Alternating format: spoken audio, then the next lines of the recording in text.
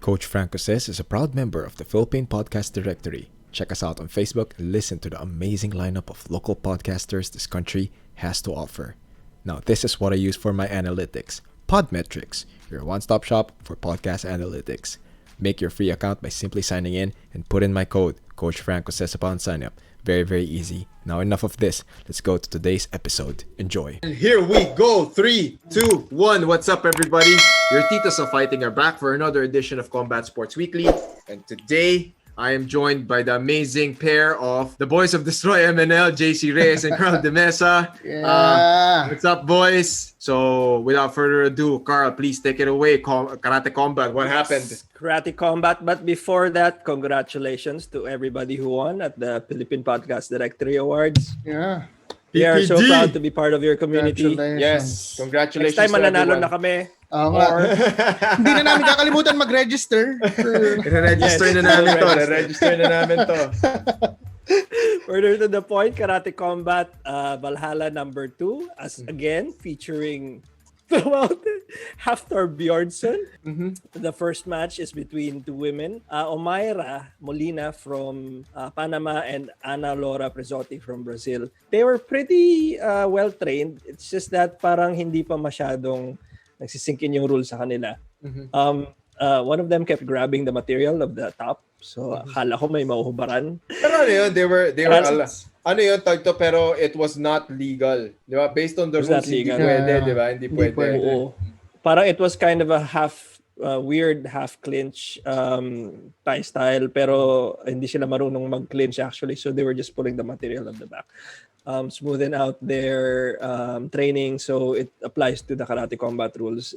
Si Omaira Molina La Guerrera won this one by unanimous decision. She was very aggressive, and it showed. She got deducted 1 point because of the material grabbing, bad for grappling, bad for karate. Tsaka yung material ng kimono ng karate, it's not that thick, di ba? So, there will definitely be nakasando pa, coach eh. Medyo mapupunit talaga yun. Pero tama ka to the point, like from our last episode, from your point na dapat nga we see them improve because it's a young promotion. It's like less than a year old. The second one, the main event, is between Nikita Yanchuk and Vitaly Sertan. Si Vitaly Sertan is named the Ninja because he also does parkour, and it really showed in his performance. Magaling siyang mag-spinning. Magaling din siyang mag-jumping. Pero nakakapagod yun, Diba, nakakapagod yun. Ubus lakas yan eh. Mga ganyan eh. Pucha, yung energy level niya by round 3, medyo... Nag-dip na. Yung kanilang jackness level, more importantly, was T-Day Delusio level. Ooh. Wow! So, kulang pa ng magic beans, but they were significant. Significantly. Good for EPO. Yeah. Parang malamig kasi uli eh. At wala na naman. Ito yung dapat bukod, so may jackness level tayo, dapat next time may hydration level na rin tayo. These people need water. These people need to sweat. Well, we'll never know. Diba? Allegedly, this is all for banter. Allegedly. We're not accusing anybody. Them of,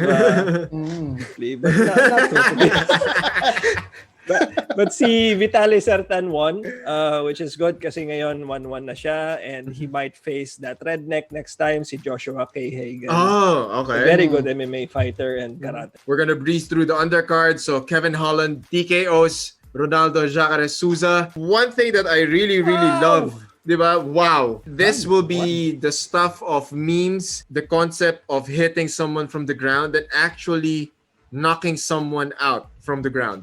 So position was on their knees, right? Oh, diba? So Jacare was on top. He was on his knees. Kevin Holland was on his back. He was playing open guard. If you watch and rewatch the sequence, it wasn't just the punch. If you look closely, there was a wind up dun sa legs ni Kevin Holland, and that generated enough momentum and force. The amount of force generated by the entire motion of his body. Ang nakaka-surprise is it hit Jacare, it dazed him, but it also created a window of opportunity for Kevin Holland to stand up and continue the barrage. Kasi nakita mo Makulang talaga sa ibang fighters. So mo na kayo na talaga naka-cradle yung kamay niya kay Jacare habang sinusuntok niya. Sinasapak niya. Oh. I mean, that's a beatdown, man. Diba? It's such a beatdown moment. And then, like of a course, mugging. parang coming from a jiu-jitsu guy, I grew up watching Jacare, pero definitely, this is one of those turning of the page, changing of the guard, going to another chapter in his career. Pero alam mo yun, of course he can still fight if he wants to, pero he's 41 by the way. Pero he needs to reassess and pick his fights na. Kasi if you're gonna fight someone as dangerous as a Kevin Holland, then definitely, I think, Uncle Dana, if you're watching, and I believe you are watching, make that fight with Khamzat Shamam. I want to see them fight. Diba? It's gonna be JC's boy.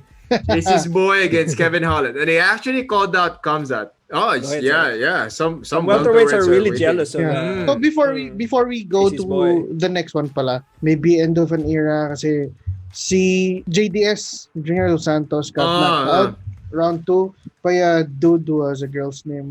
Cyril He's French. He's French. So sometimes he's friendly, sometimes he's just French. Pero that guy can really hit. As in, that dude is athletic for a heavyweight. Yeah. For a heavyweight, he moves really fast. He's really good. I did a check on his record prior to this, and he's apparently undefeated, top by the UFC, being a champion of Canadian MMA promotion. Oh, good for him. Yeah. Ang galing. Yeah. JDS na agad nadurog niya yun. MMA. Diba? Parang it didn't seem like JDS played the right game. Yeah, exactly. He has good jiu-jitsu. Parang stop standing with the kickboxer.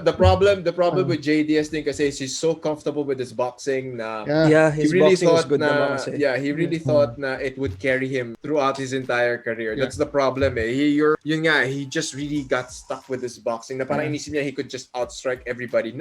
Dapat at this point in his career, diba, you're a little bit older, you have to be a little bit wiser. You're supposed to be a little bit wiser. You have to outsmart these young guns, diba? There's another level of evolution for older MMA fighters, especially yung mga seasoned veterans. You have to think na, I have more fights than this guy. I have to be smarter. Yeah. Definitely I'm smarter. Dapat ganun na. It's all about tactics. It's all about how you manage the rounds. Nandun na yun sa'yo eh. Ang problema ko, one of my observations is it's the older guys trying to prove something against the younger guys. Yeah. Parang ganun Feeling ko parang hindi sila makapag-adjust kasi sanay na kami. Dominant ko naman dati. Ganyan si Chuck Liddell, di ba? Yeah, that's true. It's a very good point. Very good point by Karl. Congrats to Kevin Holland. I mean, bright future for him. Admittedly, another jiu-jitsu guy. So Mackenzie Dern wins a unanimous decision against... very sharp. Yep, Verna Jandiroba. This was a very scrappy fight. This is something that I enjoyed watching. Kasi ang galing nung opponent niya. Mackenzie Dern wanted to prove that she could strike with the rest of the division. Verma Jandiroba clearly proved na she's not gonna back down. It was a scrap fest. Parang the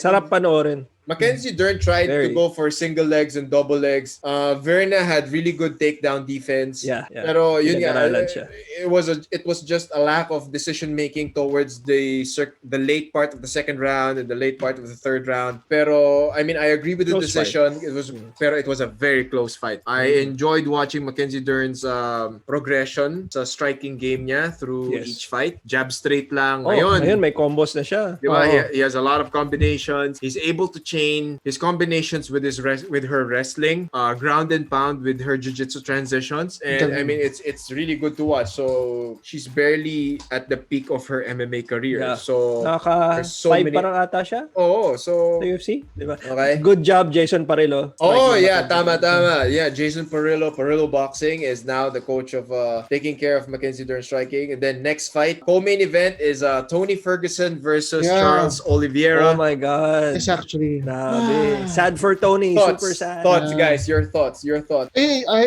Umpisa pa lang, I thought this was an interesting matchup. It looked like a Tony versus Tony fight because they actually look alike. They look the same. They have the same it's body. Like Tony looking at the mirror. Medyo. Medyo blood lang yung isa. But yeah, I mean, sealed the deal na hindi na dapat mangyari talaga yung...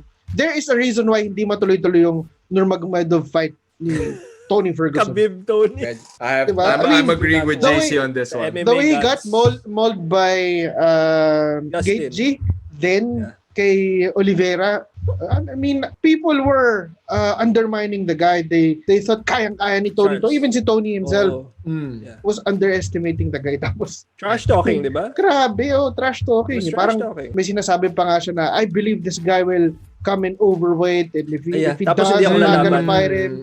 Ganun ganyan. Diba? Pagdating ng laban, si Oliveira was there. He did everything. Nakalungkot.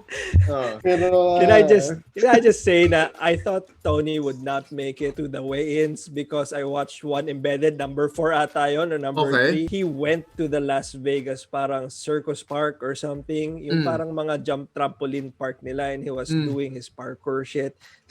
Like jumping around and spinning, and I was like, oh fuck. Tapos naka-sunglasses siya. Like, oh no, God. no. lahat ng checklist ni Karl from the previous episode. So dangerous place, wearing sunglasses. The nearest may bola. Comparable dito is yung yung ginagawa ni Cowboy ng mga delikadong bagay. Pero at least si Cowboy, merong some sort of luck within him na safe siya parati. Si Tony parating na aksidente. Let's remember na natalisod si Tony. He could not make the last fight or the last 2 fights ata yun with their schedule because he tore his ACL tripping on TV cables because he had on sunglasses inside the TV studio. How absurd is that? Diba? Okay, so I didn't think he would make it to the weigh-ins, but great thing he made weight. Charles Oliveira made weight. Fight itself was such a revelation, and I didn't think parang now we can see why that fight never took place. Tama si JC, because Tony would have been mauled within the first 2 minutes, and that would have been that. If Charles Oliveira, I'm sure you can break down that armbar later, Coach. But if Charles Oliveira could have done that to Tony within the first round, first round yun, di ba? Then what would Khabib have done to him? So it would have been a mauling, and nothing to take away from Charles du Bronx. He's a great jiu-jitsu guy. Obviously, he studied Tony, and he was, I wasn't taking him seriously in those embedded. He was saying, hindi siya impressed kay Tony. There's a way to circumvent all his crazy acts. He did it perfectly. I think Tony today feels that armbar. It's just a crazy mofo, and I admire him for it. Palagi ko sakit ng katawan niya. I am going to echo both of my co-hosts' sentiments here. Number one, that arm popped for sure. The way it was for sure. That arm was saved by the bell. Period. Ganun kasimple yun. Next, this is clear indication of the evolution of Charles Oliveira as a fighter in terms of how he was able to progress since his debut. When he started debuting, he was just a really good striker. Then eventually he improved his wrestling, he improved his jiu-jitsu. So again, sky's the limit for this guy. And ito lang yun he's been that silent operator. I've been a fan of Olivier. Sobrang dark horse siya ever since. I love the fact that he is the epitome of a hardworking guy, and he lets his fighting do the talking. I like Tony. He's very entertaining. But one thing that I kept saying about Tony Ferguson is that his unorthodox style has a limit. And I think the past few fights, especially with Gaethje and this one, clear indication of the difference between an athletic, unorthodox fighter facing a high-level, skilled fighter with solid fundamentals. That's why I'm very, for example, whenever I teach fighters, gugulat sila na inuumay ko sila sa fundamentals. And I always tell them, this is how I was trained, this is how I get better, so this is what I'm sharing with you. All that spinning shit, all that entertaining spinning elbow, spinning it's nice to look at. It's so nice to look at. If it hits, it hits. Highlight reel. However, what if it doesn't? Tony Ferguson's style has been the unorthodox, athletic, he walks you down style. So now we're seeing that at the highest level, at the level of a Gaethje, a Khabib, an Oliveira, his cardio doesn't really matter because they all have good cardio. Cardio can be trained. Expected na siya at elite level. This doesn't undermine Tony Ferguson's ability to fight. He's a very tough guy. He's a very good fighter. However, he is also a limited fighter. He's not watching tape. He's not studying his opponent. He probably needs to improve whatever methodology he has with training. Kasi now we're seeing that he's very predictable. People are already seeing the way he fights. Yeah. Diba? Now people are seeing as far as I could remember, I just tell people Tony Ferguson is exciting but he's very predictable. And then people would say, "Di, galing-galing niya." Sabi ko, he doesn't have structure. Hindi, guys. He doesn't have structure. As in, He does the same things every fight. Oh, he'll throw whatever he wants. He looks entertaining, but he doesn't have structure. He can't chain 4 to 5 strikes leading to a clean. Yun yung wala sa kanya. So I don't know who for sure his grappling coach is Eddie Bravo. I don't know who his striking coach is, but and they get lost in those fancy things. Oh yeah, definitely. Kasi wala, you want to do the fancy shit right away. Tony Ferguson is still capable of fighting. There's still, he's a very tough guy. I just hope na he improves his training. And I'm looking at their records now. So Tony is 26-5. Charles Oliveira is 30-8. So I mean they've got a lot of fights under their belt. And I mean they're both veterans. So at least I'm very happy with what I'm seeing kasi Charles Oliveira is now. Yeah. And then he's doing the right things. And I really think now with this performance, it's gonna be like really good. You think contender he na deserves contender na siya? You think he deserves Justin Gage na? Sino bang lightweight na champion? Wala na si Khabib. Empty siya. So he'll probably fight Gaethje. He'll probably watch he's gonna watch the Khabib fight and see that I am longer, kick the shit out of this guy, and I'm gonna take him down. Top game ang top game, di ba? If you can mount Tony Ferguson, you can mount Justin Gaethje. Definitely. So, go JC. Yeah, ang parang pinaka-deciding factor doon daw if Oliveira and Gaethje fight is kasi si Gaethje most likely he got intimidated by Khabib. Is he gonna get intimidated by Oliveira na hindi rin na maninigas din siya katulad na nangyari sa Khabib fight? That's or if he actually needs to go back to his wrestling. He needs to go back to his wrestling. He does. Yeah. Division 1. Diba? Trevor Whitman is a really good striking coach, pero he's not a grappling coach. He's not a wrestling coach. Diba? So he needs to cover those things. And then our favorite fight, fight of the year candidate. By all it was performance of the night, I think. Performance of the night, definitely. Deiveson Figuereido versus Brandon Moreno. I agree with the decision. It's a draw.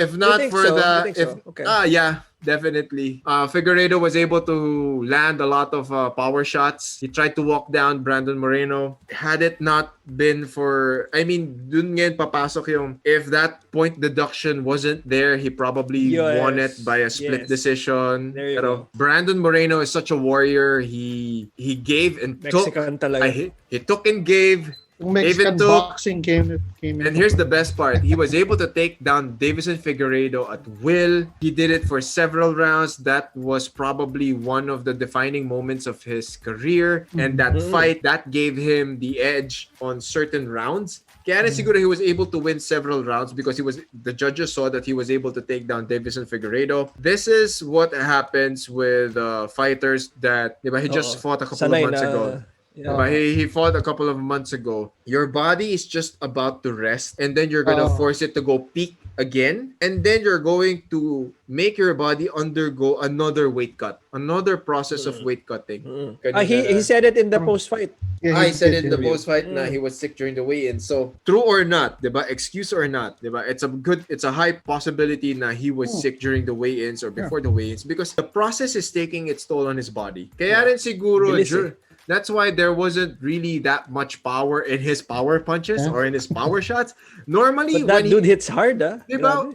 Normally, when he walks people down, he throws a body shot, throws a head shot, diba? Kicks you in the body, kicks you in the head. People go down. But Brandon Moreno stood right in front of him. Then, I don't know if you noticed this, Tkos, but during the later rounds, like probably in the 4th and the 5th round, Brandon Moreno's left arm was broken. It's probably it's either swollen or it's broken. Basta may pasana, namamagana. Nakikita ko malapit dun sa glove. I gave the 5th round to Davidson slightly. Yeah. So I thought he won actually. Yeah. Paano ko ba skinor yung Hindi ko na rin masyadong ang gulo kasi. Pinapanood ko after the 5th round. Okay, so it looks like the reason why naging draw to kasi hindi. Davidson, may deduction si Figueiredo, diba? Meron siyang deduction. Meron siyang 1 point deduction. Yep, groin shot. Kasi Oo. ang laking One bro. Kasi So, solid oo talaga. regurg. Obvious Sakit. talaga. Ang sakit. Which Kahit means ako- ako hindi siya tatlo na yung anak nadidaktan, ni panalo pa Brandon. siya dito. If Oo. not for that, if not for the point deduction, he probably won it by Malamang split panalo decision. Pero hirap Oo. na hirap din siya. Ano? I totally accept the draw. I hope It's they okay. run it back. That was a good flyweight fight kasi. That was a really good flyweight fight. Parang I could just imagine. Okay, what do you guys think? Para let's. I want to hear your thoughts on this. I think- the flyweight division got better with the Actually, departure without of. Mighty Mouse. Oh, di ba? Parang. For a division coach na mawawalan dito Oo si nga Deiveson at Oo, Charles Oliveira. di ba? And Parang parang buhay yun yung siya bigger eh. picture for me. Like, buhay pa siya. These flyweights obviously are a really tough breed. Points for their size. Parang hindi, we all love like big men hitting each other. Pero ito yung technical side. Ng Yeah, MMA. we're seeing technique, Cannot we're take. seeing speed, we're seeing agility, Yeah. athleticism, Yeah. structure, cage tactics, everything. Ang galing Reminds eh. me of WEC Classics. Yeah. Di ba? Oo nga. Yeah. Doon mo makikita lang dati yung mga ganyan eh. That time is over, man. Diba? Yeah. He would still win a few fights, pero now with the evolution of the flyweight division, a guy like Figueredo, I don't think he can walk down or out wrestle a guy like It's not Figueredo. gonna be easy anymore. Not gonna be as easy. Pero sayang. Ang style kasi si Mighty Mouse is a very smart fighter. He's a very smart, tactical, methodical fighter. He's gonna run you down. He's not gonna run you over. He's gonna run you down. He's gonna grind you out. The way he fights versus the way the UFC wants to portray the division didn't really go hand in hand. They didn't really see I eye think that's to a good eye. point. Yeah. Oh. Parang malayo yung marketing Kaya nila to sa sa skill level niya. Yeah, then Dana White was almost, diba, at the brink of like scrapping off the flyweight division because of him. And then now, diba, we have a flyweight world championship main event. Sila ang main event, hindi yung Tony Ferguson Olivier fight. They were the main event. So it's a clear indication that Figueredo is a draw, that he could carry an entire fight card, and people were watching. He's very relatable. Hindi ko alam kung sino yung nag-send ng meme sa chat group natin, di ba? Na he's a chef. Yeah. He's a hairdresser. He's a hairdresser, took care of his daughter. Diba, when people saw that, we could only hope for more fight cards like that. Grabe yung laban niya kay Ulysses Sierra. Ganda ng it ended via TKO, right? Yeah, parang Ulysses was like, he fell 3 times and that was it. He was dazed. Sabi, no? Wala na. Anong division si Berlanga? Super middleweight. He's hindi pa ganun katagal to lumalaban eh. Yeah, 4 years. 4 years. 4 And years, wow. lahat ng laban niya ended via TKO. Parang 15 or 16 fights, 16 KO. 16 KOs, TKO. Sabi ko, grabe to. Heavy hitter si Gago. And I mean, and most of them are like in the early round. One thing that's very notable about this guy is, pero yun nga yun eh. So hopefully, his next few fights are like top contenders. I want to see him tested. I want to see him tested. Although maganda yung, on paper yung record niya, he hasn't really been that well tested yet. I mean, wala pa siyang top guys na nakakalaban eh. So at least mga top 15 in boxing or top 10 hopefully. Para makita how good he really is. How he fares. Oo. Kasi alam naman natin in boxing and most contact sports, combat sports na usually early on, medyo padded pa yung records nila eh. So, pabigay mo na. Garbage fights mo na. it's para lang habang gumaganda yung record on paper, maganda i-promote. Naging mas attractive to even title holders. Anthony Joshua versus Pulev. Si Kubrat Pulev. Ayan. Na sabi ni Pulev before they fought, he was gonna knock out Anthony Joshua. Muntikan pa sila magpangabot sa weigh-ins. Si Pulev pa yung nagwawala talaga nun. Anthony Joshua dropped Pulev 4 times, therefore knocking him out in the 9th round. Sabi nga nung iba, dapat daw yata mas maaga na tinigil to eh. Pero, ang next fight niya na, hopefully, they both signed the papers already. Mukhang Tyson Fury versus Anthony Joshua na. I like that one. I like that. Let's watch that. 2 Brett guys. Diba? I mean, 2 huge guys who are punching each other. Who are really skilled boxers. Yeah. Tyson Fury can box. Anthony Joshua can box. So, very excited. Sana talaga matuloy. To. Parang out of the picture na yung matchup noon na supposedly Anthony Joshua versus Deontay Wilder. Kasi Deontay Wilder parang wala siya sa tamang headspace pa rin. Tsaka, magkaiba ba sila ng promotions? Si Deontay Wilder? Yeah, si Deontay Wilder, I think he's a dozen. Si Anthony Joshua and si Tyson Fury is MTK Global / rank yata. So, pwede tong dalawa. Okay, makes sense. Okay, makes sense. Promotion-wise, it's the easier fight to make versus making a cross-promotional fight na sobrang daming logistics, sobrang daming contract disputes niyan. So, next up is our kababayan, Yumir Marshall, making his debut. Please tell us something about that, This JJ. weekend na yung debut ni Yumir Marshall. 2-1 or 3-1 sa pro. Ang daming nag-aabang na debut sa pro si Yumir Marshall because currently he's the tallest, I guess he's currently the tallest boxer that we have. May chance in the future pag hindi niya na kaya talagang mag-cut ng weight kasi it's gonna happen. He's a big guy.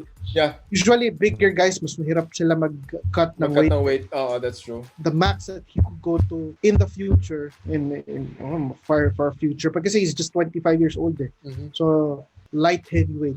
Damn. Wala tayong ganong pinakamalapit natin na ganon yata was this Philbert guy sa Asian Games. Pero that dude after the last Asian Games yata parang wala naman balak mag-pro yung dude kasi at age 25 up to probably 30, 32. I think they do. Diba? 30, 32, you can still cut weight. You can cut a lot of weight actually. It wouldn't be a problem at that age. You just need the proper training regimen and a really good nutritionist. Do away with bro science cutting weight methodologies. I doubt that they do it right now. Daw kasi he's with MP Promotions. They brought him to Wildcard Boxing. Yes. He's training with everybody within Wildcard. So everybody diba? alam ko may nutritionist sila kasi doon. believe it or not, high level boxers still do like old school type of cutting weight. Diba? So when we talk about we talk about nutrition, it's how you eat, what you eat during camp. Purified water. Diba? So it's what you eat, how you eat, output in the gym. Lahat yan. Everything starts at day one. Diba? Yung iba nga prior to camp, meron ng nag-aayos na ng kain Kasi lahat yan, kayang bumaba ng weight at that age, still young. So next up is some unfortunate news on one of our kababayan champions, si Nonito Donaire. JC's gonna tell us something about that. So, Nonito Donaire's supposed fight for this weekend actually. Yung una niyang kalaban na si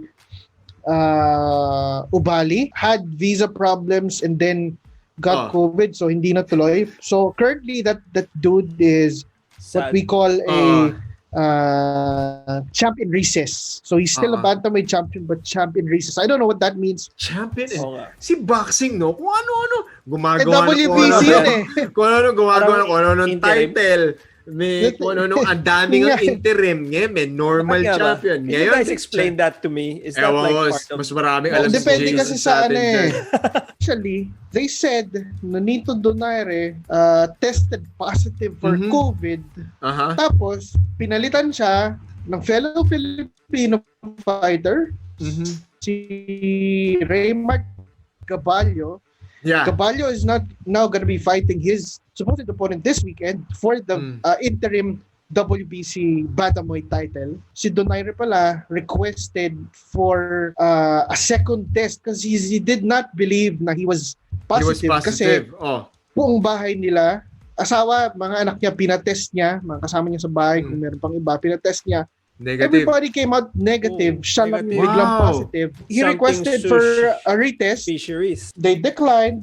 The promoter declined. So he took money out of his pocket to get himself tested twice. Para sure. I mean, baka mamaya actually thrice. Para sure na kung ano talaga yung result. May isa na parang rapid test yata came out positive. Pero two other yung mas mahabang proseso na tests.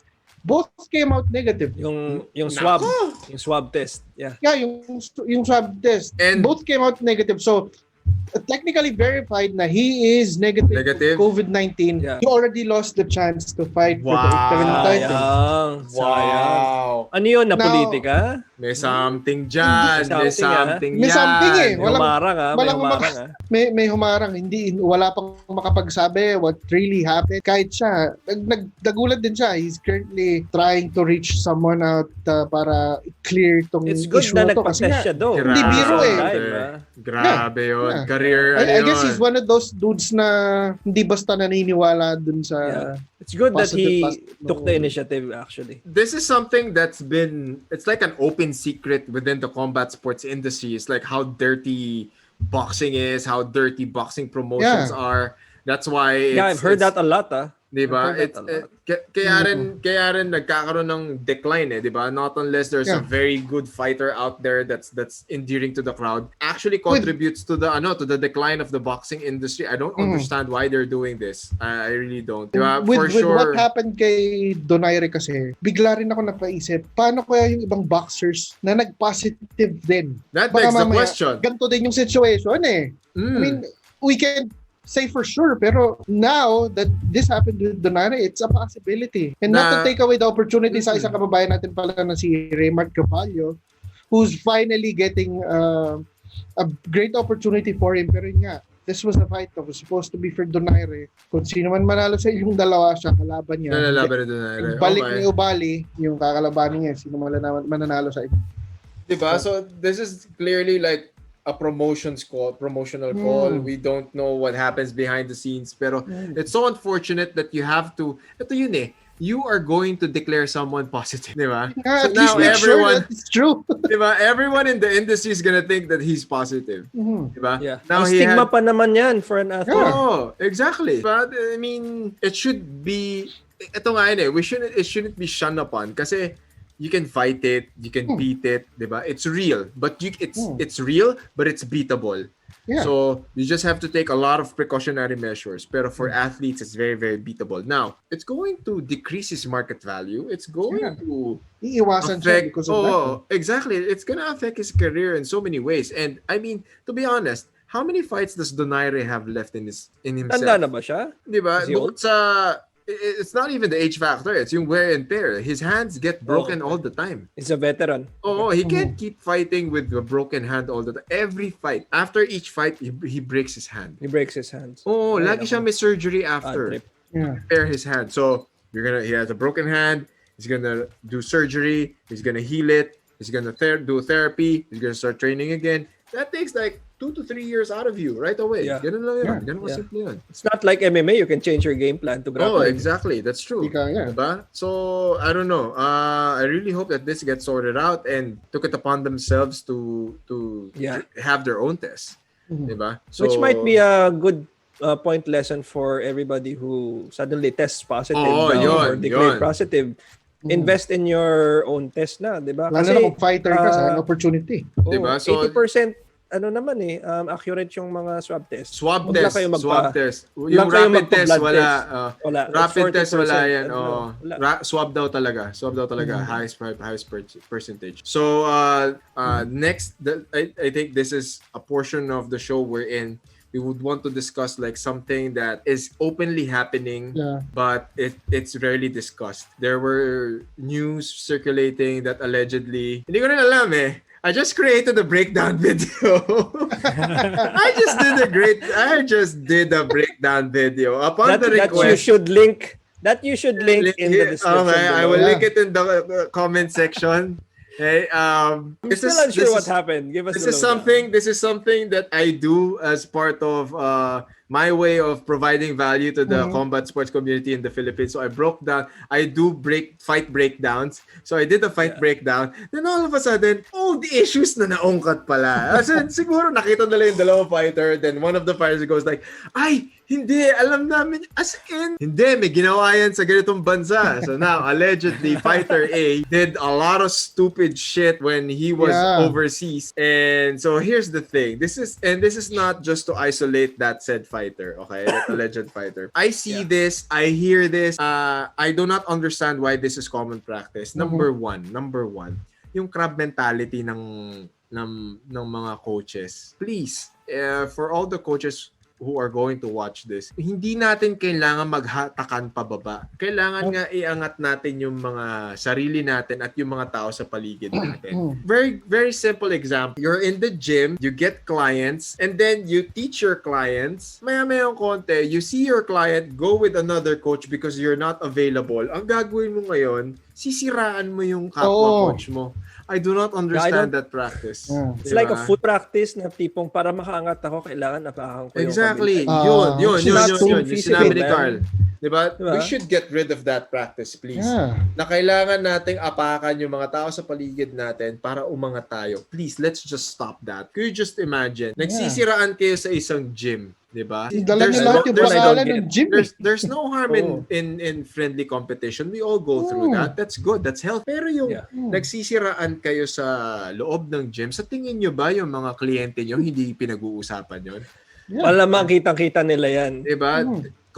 It drives customers. I'm telling you right now, from a business point of view, it's bad for business. It drives customers away. It confuses them.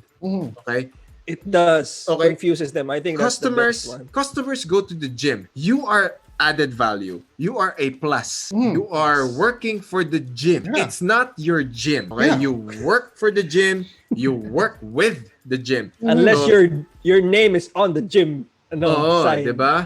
So, it's not your gym. Kung nagtuturo ka sa gym, trabaho mo natulungan yung gym umangat.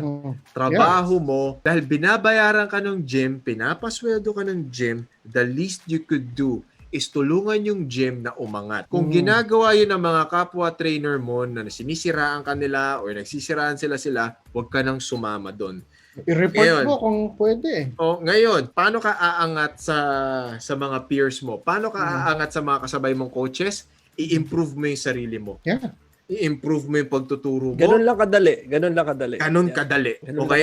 Sinasabi ko na sa inyo yung sagot ngayon. Let's be better. Okay? Yeah. Business consultancy one-on-one. Napakasimple na sagot. Kung gusto mong umangat sa mga fellow coaches mo, na gusto mo, pag pumunta yung customer doon, ikaw yung hahanapin na coach. Kasi ito yun Pag pinagaling mo yung sarili mo, hindi mo na kailangan sabihin, hoy customer, ako kunin mong coach. Ako yung kunin mo. Pag pumasok yung customer doon, sasabihin niya kaagad, gusto ko si coach ganito ang magtuturo sa akin. Hahanapin. Ganon. Ikaw ang hahanapin. Pupunta. I remember a story nga dyan, maalala ko lang. This coach who works for a gym franchise na nung una, pakonti-konti mga clients na mga palima-lima, ganun. Pero, he decided that he wants to sign up for a striking coaching class. Kung pwede mo natin banggitin or isa sa mga kaibigan natin na nag-hold ng workshops. Striking Protocol. Striking Protocol. Diba? One of the best programs out there. He has Striking Protocol GX, which is a group class. How to coach group classes. Yeah.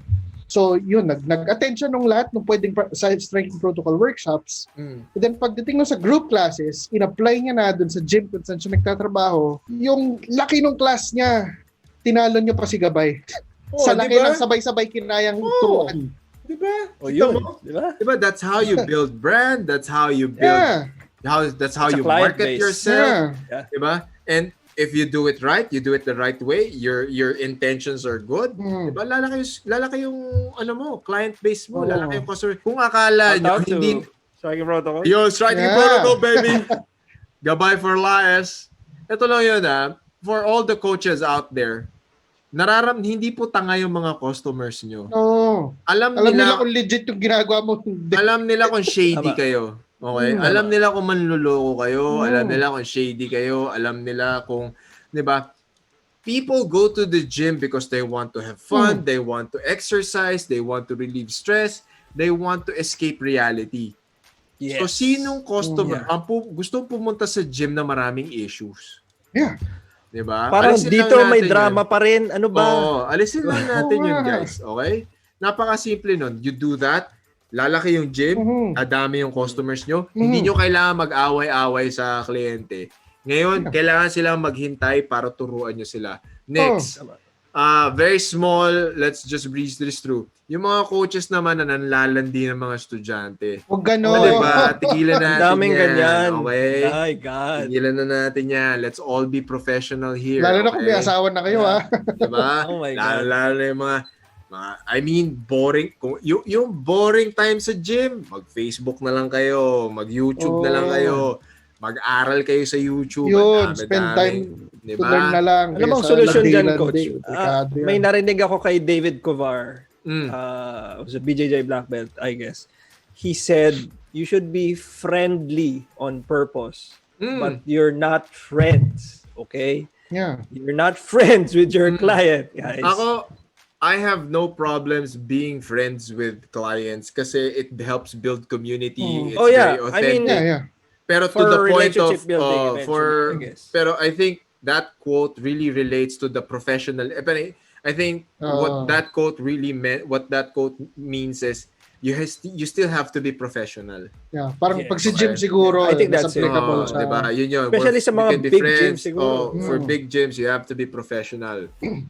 Ito lang yun if you're professional, inaangat mo yung craft na ginagawa mo. Inaangat mo yung level at yung status mo sa coach. Mas marami kang matuturuan, mas mataas yung kikitain mo, mas marami kang tips na makukuha, pwede mong ipang bargain later on sa may-ari ng gym yun. Uy, ang dami dito nagpupunta dahil tinuturuan ko sila, baka naman pwedeng humingi ng dagdag sa sweldo. Yes, diba? yes. Kasi your business is getting more because of me. So parang pwede mag-partner tayo. Diba? So sabihin na natin, di ka leverage. Ang pogi mo, ang macho mo, ang bango-bango mo. May ganyan talaga. Diba? Meron, ina-acknowledge din natin. May mga kliyente rin talaga na hinahabol yung mga gano'n, diba? Na hinahabol yung mga taong gano'n. I mean, let's face it goes both ways. May mga trainers na going after clients. There are clients din naman that want to go after trainers and coaches. Yeah. Now, if you are going to thread that fine line, all is well and good when we're fucking. Pero by the time that this whole fling ends, you're gonna end up losing a customer. You're gonna end up losing a business. Yes. And then later on, whether word gets around, diba? Do you really want to be that coach? Do you want to be that guy? With that reputation. Whether you're a guy or a girl. Oh, exactly. Works both ways then. On this avenue, diba? Do you want to be that guy or that girl with that reputation? Come on, diba? At the end of the day, we want to uplift ourselves in the industry. Yeah. So we have to get rid of these practices. Sabihin natin tao, may pangangailangan ka, pero at least, diba? I mean, kung kaya mo iwasan mo. Kasi, ito na lang yun. Gawin mo motivation pera. Diba? Pero dun sa pera, medyo may line din. Huwag dapat i-cross. May dagdag ko lang dyan. Yeah. Pag client tong gym, huwag mo nang ilabas, please. Doon na lang. Keep it in the gym, bro. Kasi, I've heard stories about that. Yeah. Meron ako nabalitaan dyan. Yung coaches, they sign, sila nagsusulat ng pangalan ng client sa logbook ng gym. Oh my God. Every day. Pero hino-home service nila. Yun nga ako, guys may narinig akong ganyang I guess rumor. Alam ko. Hindi, nangyayari yan. Alam beses ko na they start off in the gym and then they offer their services sa kliyente nila. Sabihin nila, ma'am, ano na lang, home service ko na lang kayo, mas mura. Ito lang din yun. Babalik tayo sa previous point. Number 1, it's bad for business. Number 2, word gets around. Okay? People talk. Diba? People talk. It will get back to the head coach. Gusto mo bang ikaw yung coach na hindi magandang katransaksyon? Gusto mo bang magkaroon ng reputation na ikaw yung coach na ayaw lapitan ng mga tao kasi shady ka? Yung pera na ko niyan, ngayon ko lang naalala. Binura ko na sa utak ko. Oo nga, no? Tsaka ito lang yun. Ikaw rin pala. A few years ago. Sorry, coach. Yung natatawa ako sa mga revelation na to. My goodness. Ngayon ko lang naalala. Yung home service mo ba? Yung home service nyo ba? Yung home service nyo habang buhay? Hindi. Yun na nga eh. Hindi. Diba? Yun pa. So, pag natapos na yung pag-home service nyo, saan kayo maghahanap ng trabaho? Babalik din kayo, maghahanap din kayo ng ibang gym. Yeah. Diba? Ano So bang ngayon- protocol dyan, coach? Maybe wait for the client to ask you that. Hindi Maybe. rin eh. Parang Hindi rin, parang di ba? din yun eh. Ako Oh, ito they lang went yun to eh. the gym to learn. So, ba't mo sila Parang lalabas? ito lang yun eh. Tama. You have, kailangan ang coaches kampi sa gym. Oh. Kasi yun ang yun lang. nagpapasweldo Okay, sa'yo tama, eh. tama. So Exactly. ngayon, kung gusto It nila is your ng place of privates, kung gusto nila ng private, sabihin nila, ma'am, may privates po kami dito. Gusto nyo, ito yung fee. Dito na lang tayo. Unahin mo muna yon, di ba? Oh. So, Yung... kung gusto mo namang, I mean, sabihin na natin, mahirap din ang buhay ng trainers and coaches eh. Yeah. Kung gusto Oo. nila magpa-home service, do it on your off day. Yun, tama. Diba? Tama. So Get it's on your off completely day. unrelated to your gym. Unrelated to the gym. Yes. And then next, at least kahit papano, you have a conversation with your client. Okay na nag-home service ako, pero sana naman wag kayong umalis ng gym. Kasi Yun. it's also a reflection. Reflection din yan sa pagkatao nyo. Na parang sasabihin nyo dun sa trainer, mapapakita nyo dun sa kliyente nyo na, uy, okay tong si coach kasi pumapayag siya na mag-home service. Turuan Kasi ako. Kasi syempre may mga tao na hindi pasok sa schedule. Oh. Pero ito lang oras na Ganun pwede lang. sila, di ba? May mga ganon. We have to cater to that. At least, sinasabi niya sa akin at transparent na may malasakit pa rin siya dun sa gym niya. May malasakit pa rin siya dun sa employer niya. Ganon lang, guys. Di ba? It happens here locally. It also, sobrang dami kong kwentong naririnig nito sa overseas gyms. Yeah. Hindi ko maintindihan bakit yung Why mga do Pinoys Filipino- do that overseas? No? Tsaka why do Pinoys do that to their To each kababayans? Oh. Why Yun. do Pinoys do it sa mga kapwa Pinoy nila? I don't get it. Yeah. Diba? Of course, money is a huge motivation, pero ito na lang yun eh. Guys, ito yun eh. The lure of quick money is very enticing. It's very temporary. Tandaan niyo yan. Yeah, Temporary lahat yan. Tama. Yung easy money na nakukuha nyo ngayon Yeah. dahil meron kayong mga patago na transaction. Short-term gain. Short-term gains yan. Pero isipin nyo, kayong mga coaches, magkasundo-sundo kayo. Yeah. Sabihin nyo, iangat natin yung gym. Pag dumami yung kliyente ng gym, sisikat yung gym. Pag sumikat yung gym, Mas marami sisikat kayong kayo as kliyente. coaches. So pag sumikat kayo as coaches, mas maraming pupunta sa gym, mas matagal yun. Mas sustainable yun. Yeah. Diba? Parang napaka-applicable nung walis metaphor dito. No? Yeah. If nobody's talking about it, at least kami, we are covering that topic here. Para lang din makita nyo yung value. Kasi kung hindi, wala. Kasi ito eh, dahil sa mga It's kind of practices, sad. it's very sad. It's very sad. Yung mga practices na ganyan, kaya mababa ang tingin sa mga coaches. Akala ba ng mga this is what I tell people. This is what I tell people. Do you think yung pagmi-mitts ng boxing sa tingin nyo, madili yan? That's a very hard skill to learn. Okay? It is. Bakit sa ibang bansa, ang pagmi-mitts considered private, you go to different Ayaw nilang countries. ipakita. Tsaka, ano siya, considered Special siya. Yeah. Special skill siya. Di ba? Pero dito sa atin, dahil nasanay tayo na bawat boxing Sa boxing country tayo. Di ba? Kung mag-mitch, parang dalawa ulo nung sinusuntok. Oo, di ba? Actually, Pinapakita kahit sa yung video. Ganun lang. kahit yung sexy boxing na pagmi-mitts, kailangan mo pa rin ng utak doon. Ano yung tawag natin doon? Fitness boxing. Oh, fitness boxing. Okay, kahit boxing. yun. Di ba? Ito na lang Mahirap din yun. Di ba, bato-bato sa langit, tamaan, bahala kayo sa buhay niyo, wala akong pakialam. yung mga nagmamarunong sa mga gyms ngayon na, Oh my God, ang daming ganyan. Di ba? Yung mga, hindi naman kayo boksingero, hindi naman kayo hindi naman kayo, pero feeling nyo, dahil pero extra income eh. Why not? Extra income. Diba? Maraming ganyan. Gotta appreciate the hustle, pero it's a clear indication of the disparity in skill sets between these wannabe trainers and seasoned veteran boxers. Yes. So please, di ba, nasisira yung tingin sa level ng coaches dahil sa ganyang practices. Pangalawa, I gotta interject kasi coach, ang aga kong, syempre, I was like the latest among you to start martial arts, and I think it happened to me on the third gym na pinuntahan ko for both striking and grappling. And I do remember like ganito pala sa mga commercial gym. Parang kaya pala ako hindi nagje-gym, and I really wanted to quit because like it seemed asymptomatic of like my to confirm my prejudices of the athletic parang daling disillusion. Oo. So please guys, don't do it. Yeah. Oh, yun na lang, 'di ba? I mean, medyo yun, dahil naglabasan na kami ng mga kwento namin dito, pero I mean, guys, 'di ba? Kung gusto nyo, the goal of Combat Sports Weekly, Coach Franco Says and Dstry MNL, the reason why we're doing this and we're taking the time to spread information, and this is like free seminars. Each episode is a free seminar. So instead of you paying whoever course, we're telling you how to break down technique, how to use it in your gym, how to market yourself na rin. How to market yourself, how to brand yourself. Diba? This is your online school. Okay? For all the MMA fighters and coaches out there. Na free, Be nominated for all you have to do is best watch educational podcast. Diba? So ano na lang to. Actually, pwede.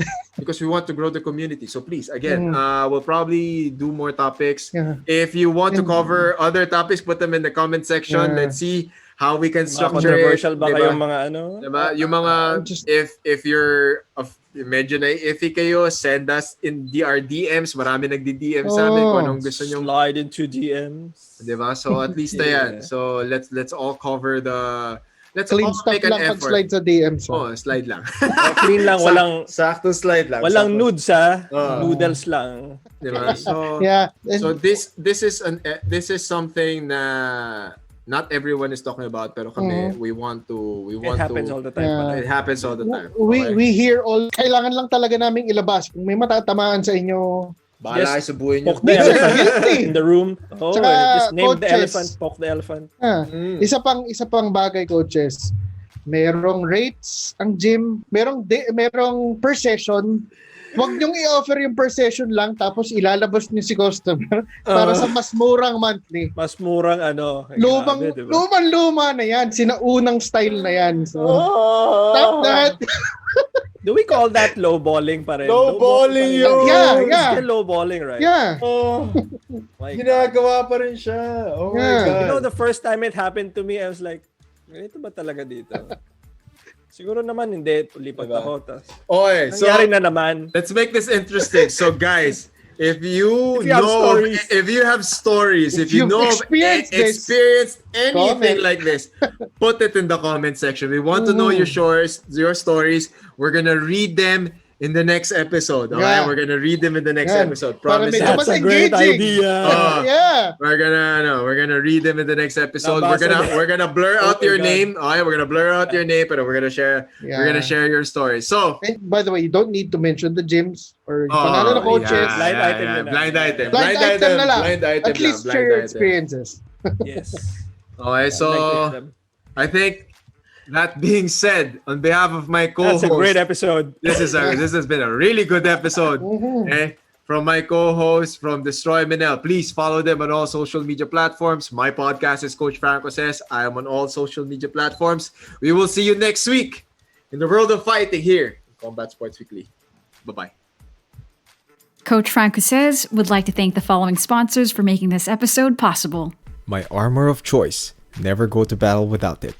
Beware the robot face. I am Knots and Crosses. Place your orders on their Facebook or Instagram pages. Just good vibes in the local jiu-jitsu scene. Check out my Ikiro Collective family at ikiro.ph. Simply Better Dentistry. Visit the Santos Dental Group and Oral Surgery Center. Book an appointment on their social media pages. Boost your immune system with Nano Silver Immune Support Supplement. Order your bottles on their social media pages. For local martial arts news here in the Philippines, visit Local MMA on Facebook and listen to one of my favorite podcasts, Dstry MNL.